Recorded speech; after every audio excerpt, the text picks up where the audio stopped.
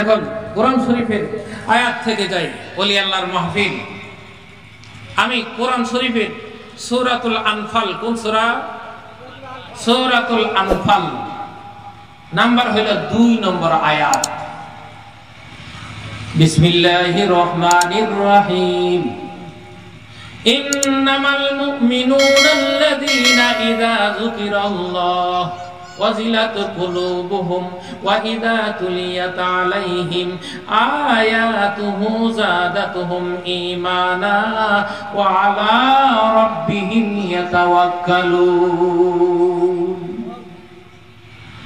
আল্লাযীনা ইউকিমুনাস সালাতা ওয়া মিম্মা রাযাকনাহুম ইউনফিকুন উলাইকা হুমুল মুমিনুনা হাক্কাল লাহুম দারাজাতুন ইনদা রাব্বিহিম ওয়া মাগফিরাতুন ওয়া রিজকুন কারীম।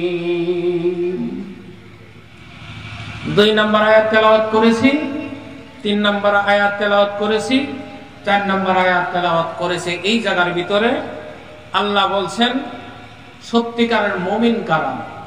ইমানদারের দাবিদার তো অনেক মানুষ, তাই না? অনেকেই হইল ইমানদারের দাবিদার, যা আমি আমার চাইতে কম ইমানদার সবাই, আমি সবচাইতে বেশি ইমানদার। অনেকেই কথা বলে। অনেকেই দেখবেন জিকির নাই, নামাজ নাই, রোজা নাই, তাও কয় ইমান ঠিক আছে। আছে না? আরে নামাজ নাই, পর্দা নাই, পুশিদা নাই, সুদে টেহা লাগাইতেছে, ঘুষে টেহা খাইতেছে, মানুষের জবরদখল করে, মানুষের জমি দখল করে খাইতেছে, তাই না? দুধের মধ্যে পানি দিয়ে বাজারও ব্যস্ত আছে, দাম বেচার সময় ওজনে কম দিতেছে, আবার নেওয়ার সময় বেশি নিতেছে। আছে না এরকম? মিথ্যার সাক্ষী দিতেছে, এরপরে বলে যে আমি, আমার ইমান দাঁড়িয়ে আছে, শক্তিশালী। যারা কর নাউযুবিল্লাহ।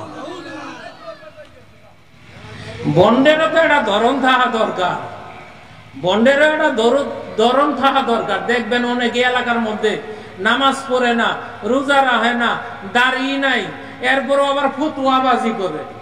সমাজের মধ্যে আছে না ফতুয়াবাজি? এই যে ফতুয়াবাজি, হ্যাঁ, নামাজে দাঁড়াবেন বলে কি দাঁড়াইছে, এটা দাঁড়ানি হয় না, ওই নামাজই পড়ে না। হ্যাঁ, এটা দোয়া জানে না, কিচ্ছু জানে না, তাও কই তুমি নামাজ পড়ো। ওই নামাজই পড়ো, কই তুমি যে নামাজ পড়ো, তোমার কি নামাজ পড়ো?